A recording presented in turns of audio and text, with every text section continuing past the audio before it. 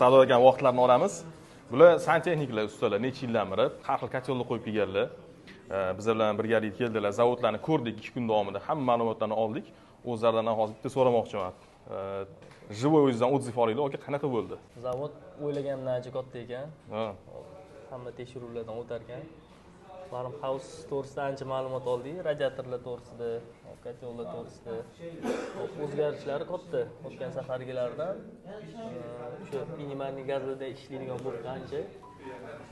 Biz qo'yib yurgan kotellarimizdan bittasi yaxshisi.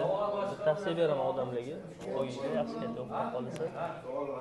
Bu anaqadan, mana santexnik usta aka o'zlaridan anaqa tavsiya.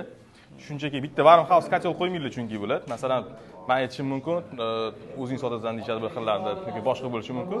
Bular har xil kotellarni qo'yib yurishdi. Masalan, hozir necha xil brendlar qo'yib ekansiz? Faqat yevropeyskiy anaqa emas, to'g'rimi? 10 xil brend qo'yganmiz.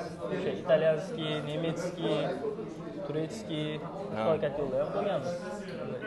Insonlarning talabiga qarab, hammaning sharoiti har xil, o'shanga qarab qo'yganmiz. Lekin farmhouse yaxshi kotel ekan, tekshirib ko'rdik, zavoddan ko'rdik. Qo'rqmasdan hammaga tavsiya beraveramiz ham, aka. Qo'rqmasdan bemalol qo'yaveringlar. Xudo xolisa yaxshi kotel ekan. Gap yo'q. Rahmat sizlarga. Sog' bo'ling.